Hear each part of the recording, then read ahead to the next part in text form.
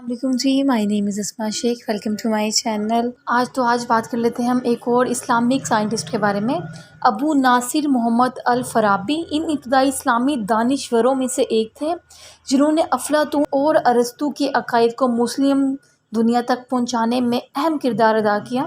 بعد میں آنے والے اسلامی فلسفیوں جیسے کہ اویسینا پر ان کا کافی اثر تھا۔ وہ ایک ممتاز ماہر لسانیات تھے اور افلاطون کے یونانی کاموں کا ترجمہ کیا اور ان میں اپنے لیے کافی اضافہ کیا۔ میلیم ثانی حاصل کی، جس کا ترجمہ دوسرے استاد یا دوسرے استاد کے طور پر کیا جاتا ہے۔ الفارابی نے اپنی ابتدائی تعلیم فارب اور بخارا میں مکمل کی کہا جاتا ہے۔ وہ اعلیٰ تعلیم کے لیے بغداد چلے گئے، جہاں انہوں نے کافی عرصہ تعلیم حاصل کی اور کام کیا۔ اس عرصے کے دوران انہوں نے متعدد زبانوں کے ساتھ ساتھ علم اور ٹیکنالوجی کی مختلف شاخوں پر عبور حاصل کیا۔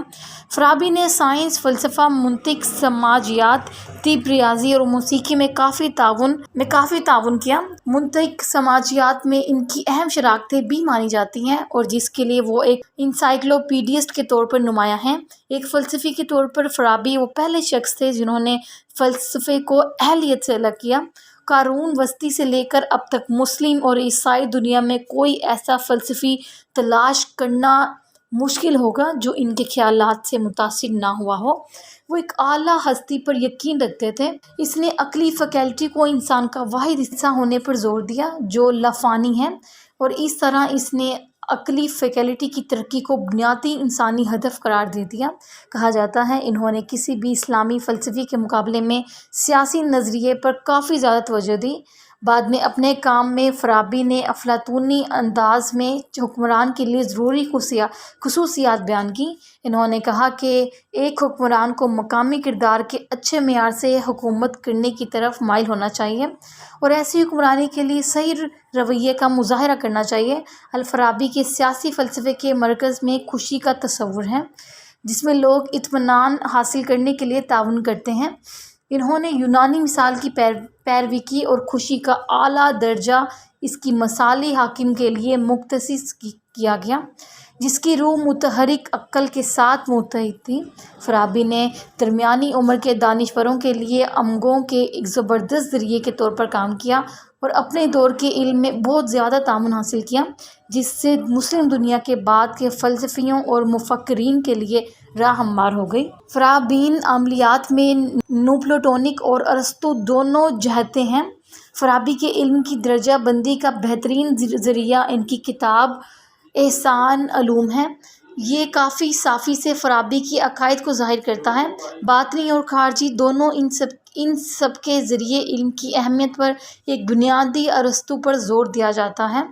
اسے انسائکلوپیڈک کہا جا سکتا ہے اور بیان میں پوشیدہ ہے، جس میں نیوپلٹونک اور ارسطو دونوں آوازیں استعمال کی گئی ہیں۔